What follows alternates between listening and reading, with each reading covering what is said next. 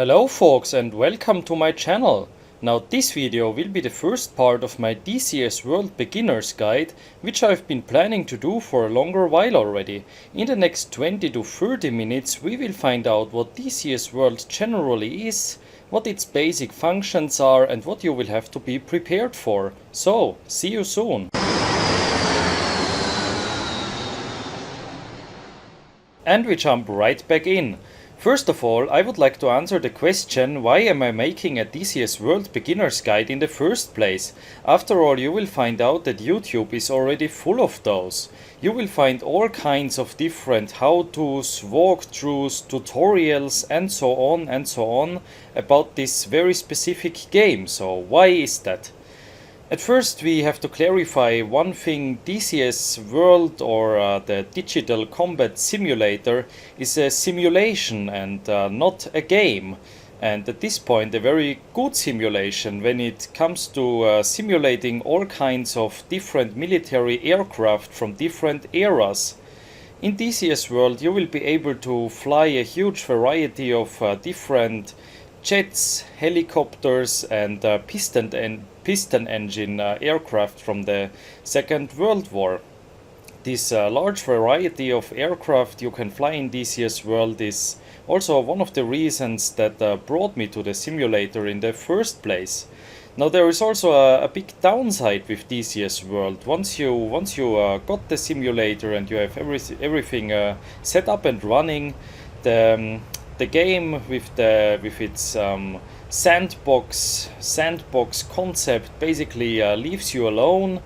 There are not really many tutorials, everything is very complicated and complex. It starts at the very difficult to get into interface, key bindings. How does the multiplayer work? How does the mission editor and the map editor, how does it work? So DCS World generally is a great and capable platform, but at the same time it is very complicated, very frustrating and not really user friendly at all.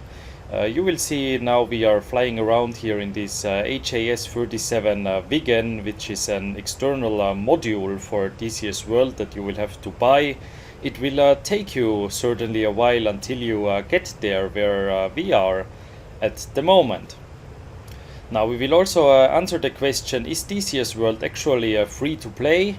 Or not, because as I already said, there are external modules. Like most of the aircraft you will get for DCS World are modules like this one that you will have to buy.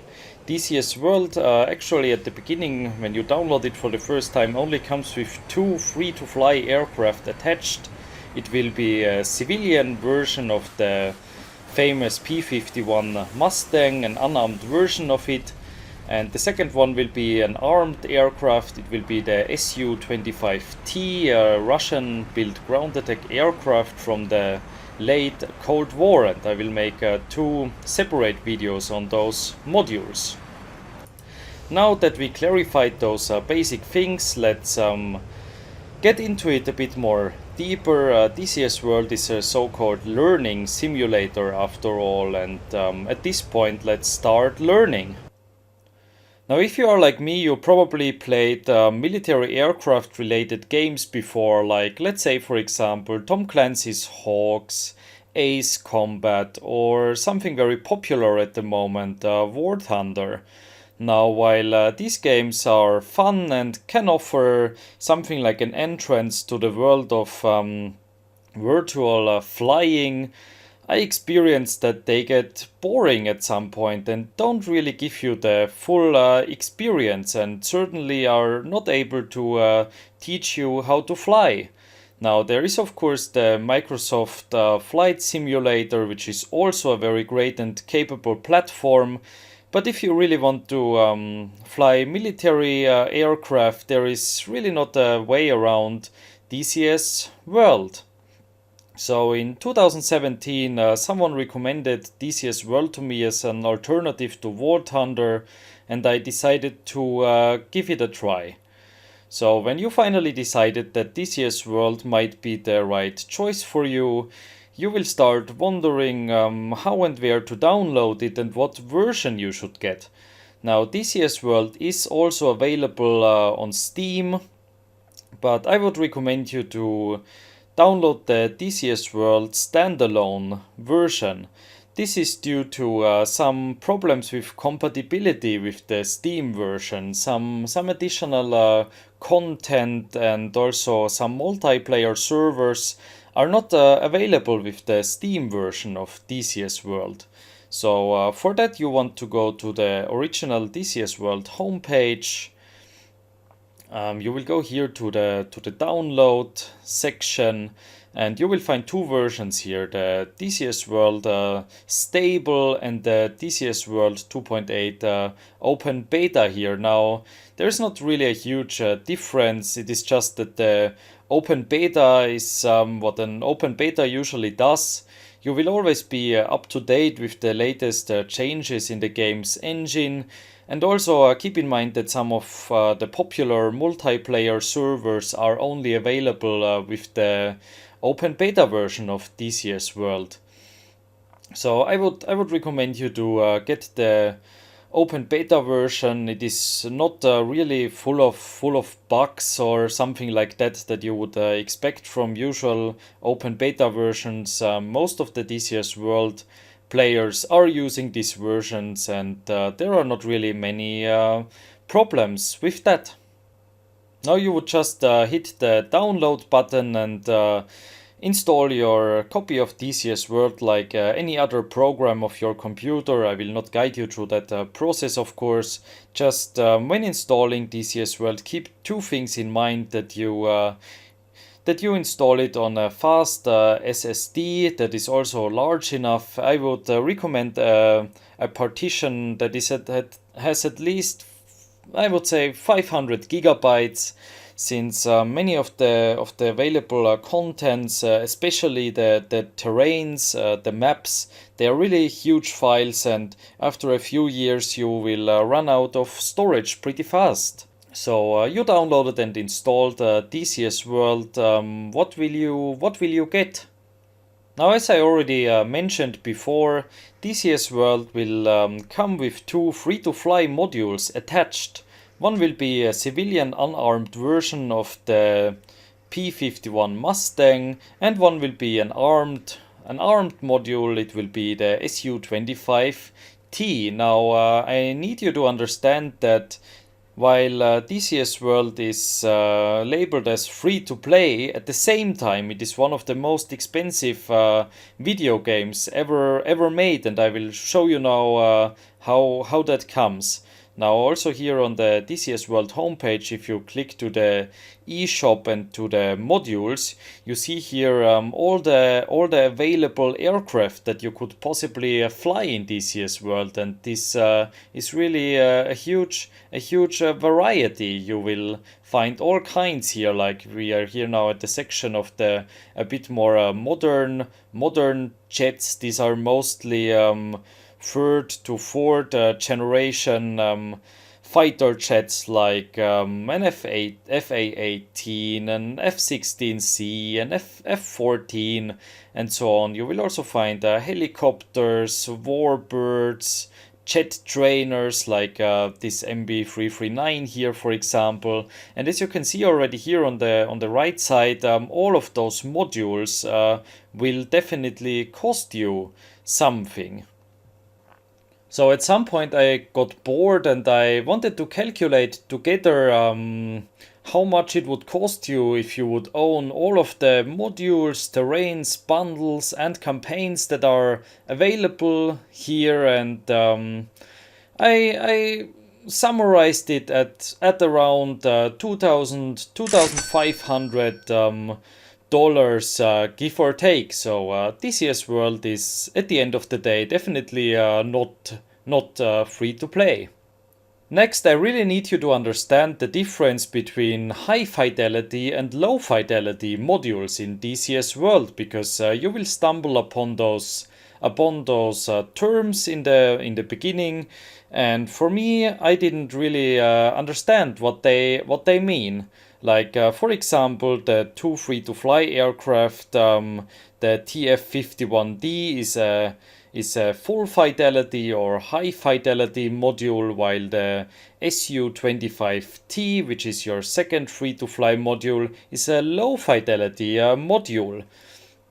For that, we will head here to products. Let's choose the planes from here. And I will show you now what full fidelity aircraft in DCS world mean. Let's take the example here of a very famous module, the A10C. I think all of you are basically familiar with what an A10 is. It is the American-built ground attack aircraft that was basically built around this huge Gatling gun in the front. Now, if we take one of those screenshots here, the A10C is a high fidelity module, which basically means that you will be able to push all of these buttons, to turn all of these knobs and switches, and to mess around with all of these controls, and all of them will basically do something. So the high fidelity modules, which are of course also the more expensive modules, they are really the most complex to learn, especially more modern modules like this one here, for example. All of these buttons, switches and knobs, they basically they do something, and you will have to learn all of them in order to fly your aircraft in a correct way, and to hit something, and of course also not to crash. Whereas the low fidelity aircraft, we will find here something called DCS Flaming Cliffs 3. Now, the DCS Flaming Cliffs 3 is also something that many people will recommend for beginners to start with. The DCS Flaming Cliffs 3 is a bundle of, I think, 5 different modules that you can get for only $50. It will include an A10A, an Su-27, I believe, another version of the Su-25T, an Su-33, and also a MiG-29. So how come that you get 5 or 6 different aircraft here for the price that a high fidelity module like the A10 alone costs? Now the low fidelity aircraft, they are not as well modeled and simulated as the high fidelity modules. The largest difference is that in the cockpit of a low fidelity module like the free-to-fly Su-25T, you won't be able to manipulate any of the buttons, switches, and knobs and so on. You will have to bind all of the basic controls you need to fly your aircraft and to use the weapon systems. You will have to bind them to your mouse, keyboard, HOTAS, gamepad, and so on. So they give you a little bit more of an arcade-like feeling of DCS world. Now, I'm not saying that they are bad, but at the end of the day, they are not a full simulation.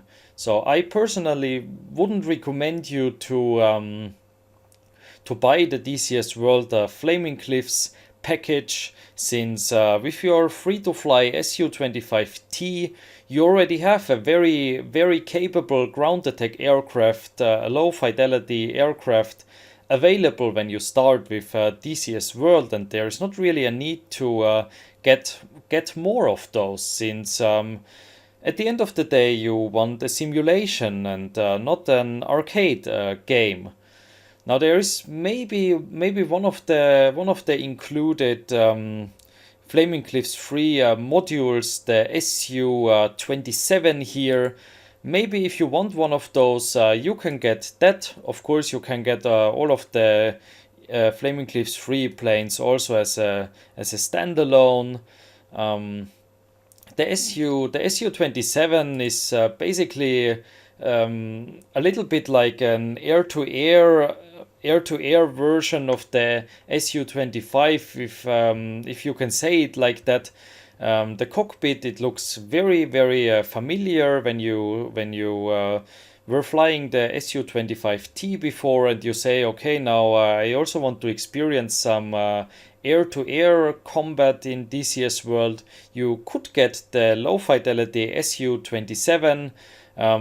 As I said already, it is also not as well modeled as a high-fidelity aircraft, but it is a great way to get you into understanding how air-to-air combat in DCS world works.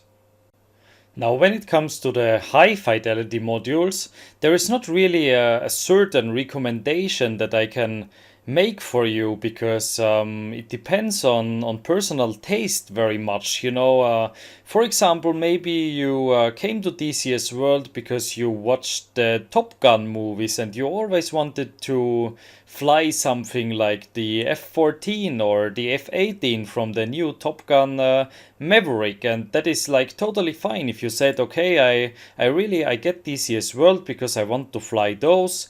Absolutely no problem, you can do it. But keep in mind that modules, especially like the F-14 here, unfortunately I never tried it myself. Many people say that along with the A10, it is really one of the best and most detailed and overall finished modules in DCS world. Like if you say you only want to fly that and you want to start with that, of course, go ahead. But keep in mind these are very complex to learn. And in the very beginning of DCS world, you will struggle with the whole interface and key bindings already so much that learning a complex aircraft like this may just overwhelm you and leave you frustrated.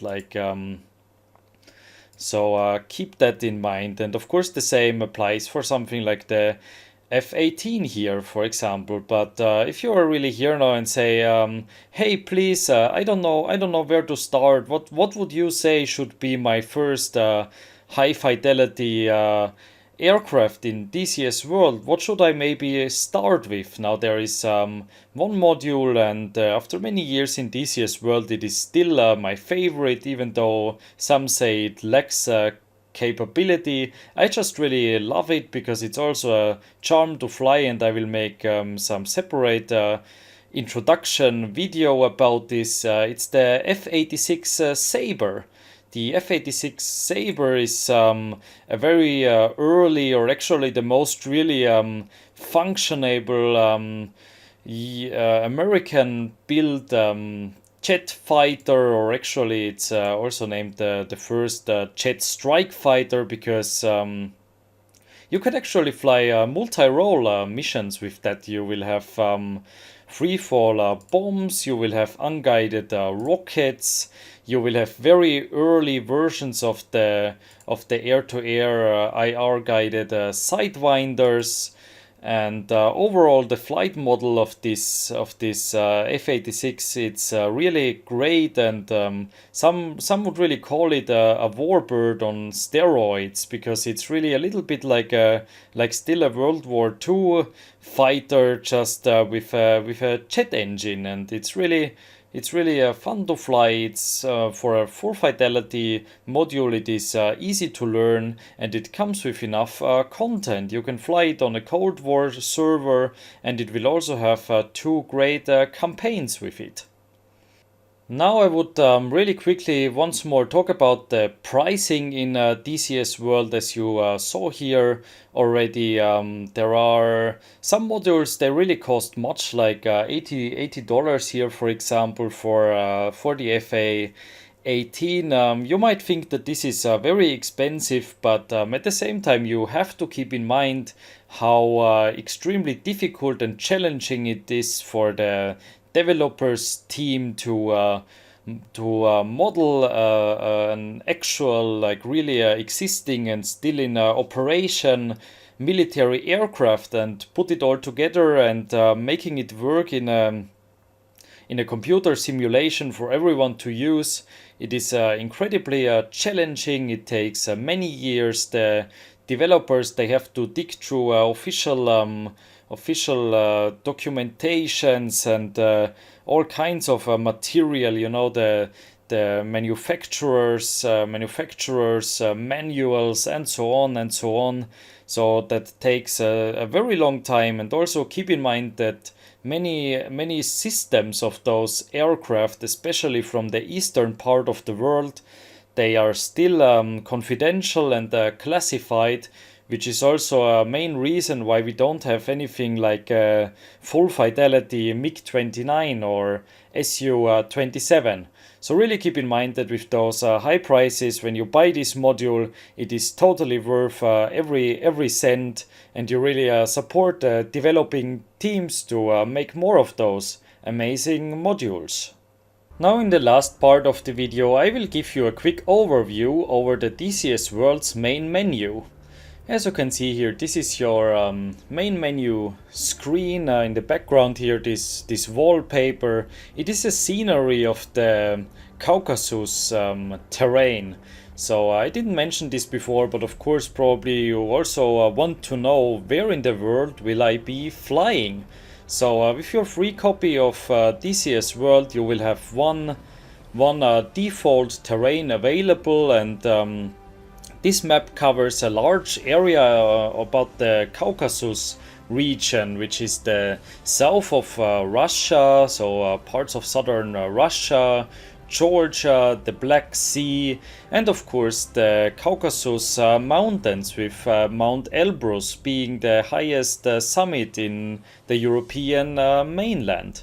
So this Caucasus terrain, this Caucasus map, it basically has everything you need at the beginning. There is not really a need for you to install additional terrains. You have everything there. You have plains, you have high mountains, you have the sea, you have rivers, you have many different airfields, civilian and also military, and most of the DCS world, the basic missions and the basic servers, and most of it is happening in this region. So we have here, for example, in the main menu, you have the instant action. Now keep in mind, when you will get your DCS World copy and you don't have any modules yet, the only two modules you will see here is the TF-51D and the Su-25T here. So these are your free to fly aircraft. You can see here you have a few options for these here. Keep in mind the TF-51D, since it is unarmed, it doesn't really have any kind of missions or weapon systems or anything to learn. It is really just to show you how full fidelity aircraft in DCS world work, and therefore you only have a few of these instant action missions here, like free flight, hot start, cold start, and so on. Same applies here for the training, and this is what I was also already mentioning a bit earlier in the video. The in-game trainings, the in-game tutorials, they lack of lots of information that is important for beginners. I won't go through all of these in detail now, because I will make two separate videos about this, the TF-51D and the Su-25T, which will be part 3 and 4 of my beginner's guide, where I will tell you what the game doesn't show you. But now let's come to a bit more important points here under options up here. These are basically your basic settings screens that you know from any video games. You know, you have here your graphics settings and everything with your presets. Also, let me mention at this point, because I didn't so far, and I really think it is very important, and if it's anyhow in your budget, because I saw it here now, if you really want the best experience of virtual flying, you have to get a VR headset. It gives you a new level of immersion, and it's just at the moment unbeatable when it comes to at-home flight simulations. Now, and this is where the fun begins, We have here controls, and this is essentially where you manipulate all of your key bindings. And this is really what was for me in the beginning of DCS World. It was like mind-blowing. I never played anything comparable to that. I had a few hours in space flight simulator, Elite Dangerous, and already when I was playing that, I was like, oh hell, how will I ever remember all of those key bindings? And DCS World is just a whole new level. Let's, for example, choose a low fidelity module here, the SU25T. You remember it is simplified, but alone the SU25T here, it has all of these are possible key bindings. Now the point is, at the beginning it is very difficult for you to filter out which of those available options here are important and which of those you probably don't need at all. As you can see here, I have many of these key binding options here, like not bound to anywhere, because you just you never need them, and figuring that out is very difficult in the beginning. Now let's take something a bit more sophisticated here, like my beloved Vigen that we were flying in the beginning of the video. Here it's really when you scroll through this, you have hundreds and hundreds of different key bindings, and really in the beginning, learning and remembering those and switching between the different control inputs that you have here. As you can see, I have a keyboard, I have a mouse, I have a gamepad, I have a HOTAS, and remembering all of this and juggling around with those controls, it really it's in the beginning very challenging, and keep that in mind that this will keep you occupied. Also from your main menu, you can access here the module manager, which is basically similar to the DCS World homepage. It just here shows you a quick overview about all the additional content that is available. So your modules, available DLCs, you can also see here what you have installed at the moment, campaigns, terrains, bundles, and so on. But if you click anything here and you go to buy, it will redirect you again to the DCS World homepage. Now, what I also didn't mention before are the special offers. If you want to save a buck or two, you can come back to the special offers regularly and check what is on sale at the moment. As you can see here, we could get at the moment an Apache attack helicopter, a Mirage F1, a Mosquito, and so on, a little bit cheaper. Now, what's also important to mention that there is something like a free trial rotation with all of the available modules. So if you're interested in a module but you don't really want to pay some $80 or something for it yet, and you just want to test it, all of the modules are on a 14 days free trial rotation, and you can just wait until it comes back on. So one more thing to mention here at this point: DCS World doesn't have anything like an in-game reward system. Like you won't be able to unlock anything with a successful mission. There is no in-game currency or any other kind of reward like that. The only reward that the game for you offers is really the reward from learning. And if you if you finally you have your favorite module, and after many tries you finally mastered that landing, or you finally managed to hit a target with an unguided bomb. So these are basically the rewards that DCS World gives you. We are now at the end of this video. As I said already, this will be the first part of my DCS World Beginner's Guide, and in the second part we will talk about hardware you will and might need in order to get the best experience out of your simulator. So I hope this was helpful. Thank you guys for watching, and see you next time.